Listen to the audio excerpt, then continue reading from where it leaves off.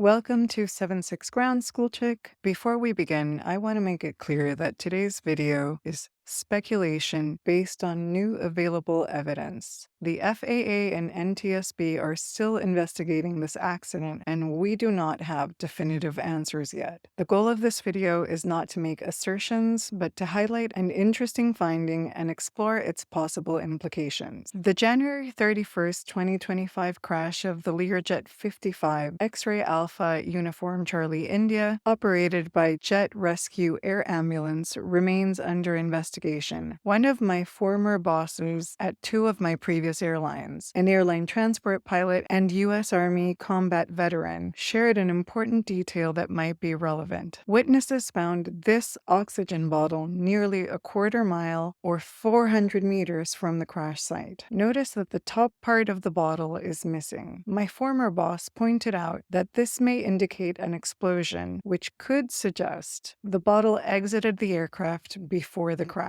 These bottles are considered hazmat and are not the same as the pilot's oxygen system. They are used for patient care and are highly pressurized. The primary risks associated with oxygen cylinders are the increased risk of fire and the risk of working with high-pressure gas. Oxygen cylinders can have pressures as high as 2,250 psi. The Compressed Gas Association and Department of Transportation provide guidance on the safe transportation, storage, and use of high-pressure oxygen cylinders. To put things into perspective, this is what happens when an oxygen bottle explodes.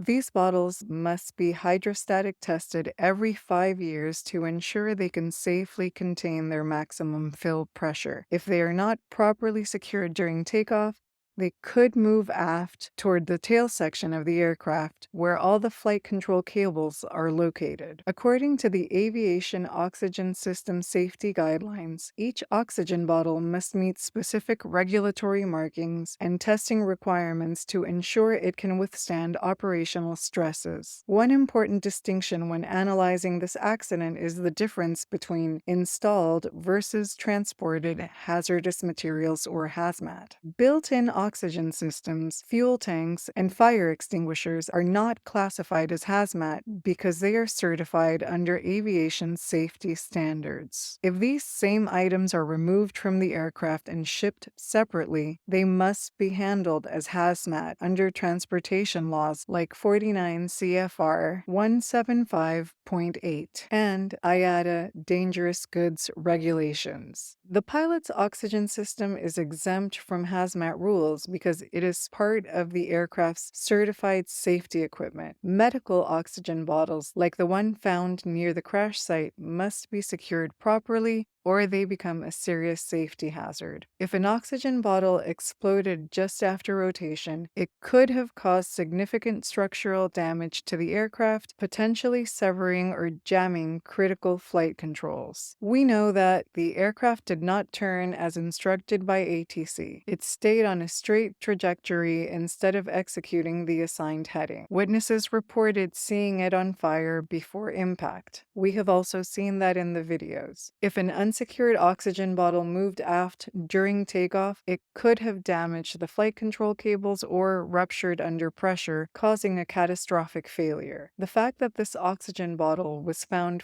far from the crash site, missing its top section, raises further questions. At this point, we don't know if this bottle was properly secured before takeoff or if it played any role in the crash. That's for the FAA and NTSB to determine. However, the presence of an oxygen bottle so far from the crash site raises important questions. Was it still intact before impact, or did it rupture mid-flight? Was it properly secured during takeoff? Did it contribute to the loss of control? This is not a conclusion, but an avenue worth considering as the investigation unfolds. What do you think? Let me know your thoughts in the comments, and remember to subscribe for more updates on this investigation. Thanks for watching, and see you in the next video.